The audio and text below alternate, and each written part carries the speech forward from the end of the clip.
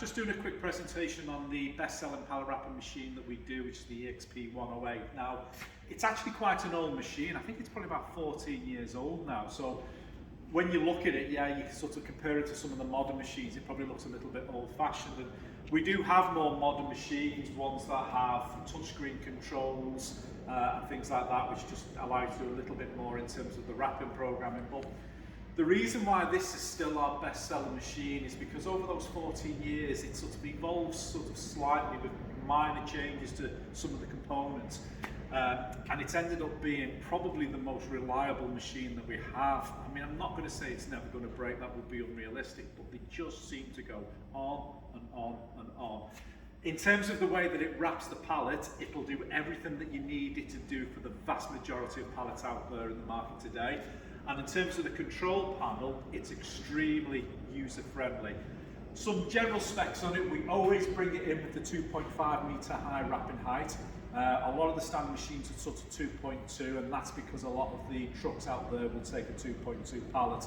But sometimes if you're taking it to the limit, the machine might not always go above that 2.2, whereas with having a 2.5 metre wrapping height, always will. 1650mm turntable is standard, so it'll fit a standard UK pallet without any overhang. 1650 kilos weight limit. It's fully compliant, so it's now the sort of the CE UK CA markings. Obviously that's changed since Brexit.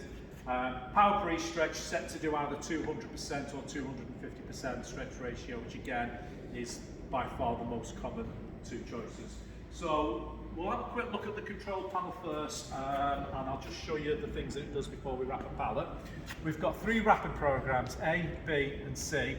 The pictures are very, very self-explanatory on what it does. On program number A, it's going to wrap to the top of the pallet, it's going to come back down again. At the end of the cycle, this machine's got a pin punch on it that will break the film.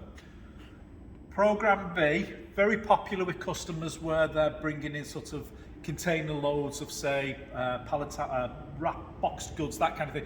Basically, they're handballing it all off and they're putting it on pallets, and then from the pallets it's going into the racking, especially if all those pallets end up being the same height. Because what it will do, you can see we've got an arrow going up and an arrow going down. It'll only wrap up to the top of the pallet, breaks the film, turntable stops, carriage stays at the top. You put your next pallet on, you attach the film at the top, you press the start button, and it does the wrap on a downward cycle then. Option number C, again you've just got the arrow going up on this one, wraps up to the top of the pallet, breaks the film, turntable stops, carriage then resets itself back down to the home position. We can choose how many wraps that we want at the top of the pallet, and we can choose how many wraps that we want at the bottom of the pallet, from 0 wraps up to 9. And to change it, just simply press the button. So program A, I'm on 2 wraps at the top, I'm on 2 wraps at the bottom. We've got a reinforced wrap, so we can program the machine to put additional film at 1 point and 1 point only on the pallet. We've got a top sheet secure function. When this is activated, the machine will go up to the top of the pallet. It will do 1 wrap and then it will stop and pause. The idea is you put a top sheet on then, come back to the machine, press the start button.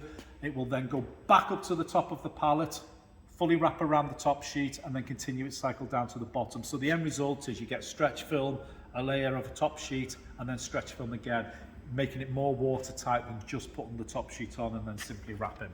We've got manual controls, should we ever have any sort of reasons that you just, you don't want to do an auto mode, maybe you just want to wrap a certain part of the pallet.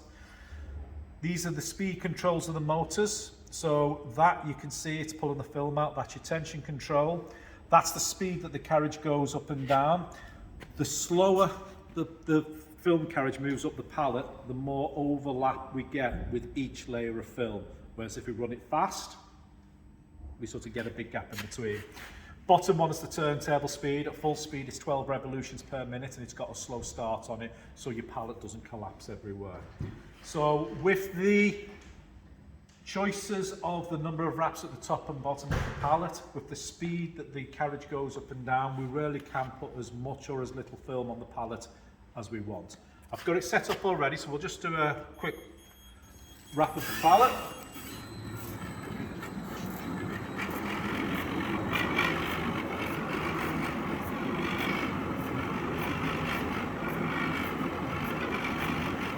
as per the programming, we'll do 2 full wraps at the bottom before the carriage goes up.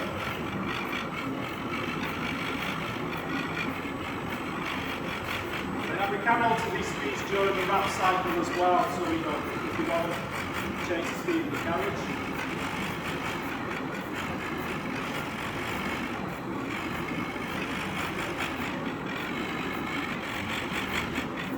We can control how far above the pallet the top layer of film goes as well.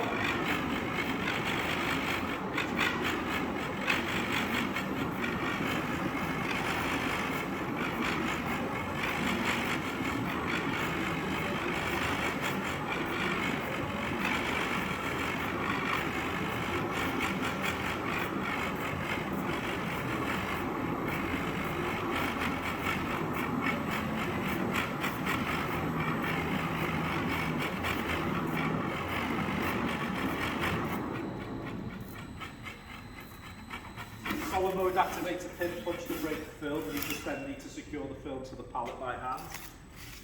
Turntable stops and starts in the same position of what it is when we started the cycle off.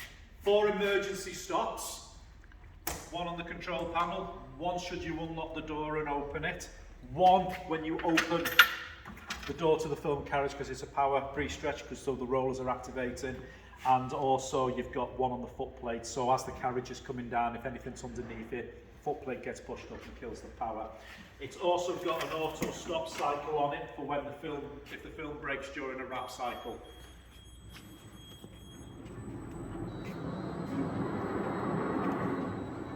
Machine recognises there's a problem with the film and stops.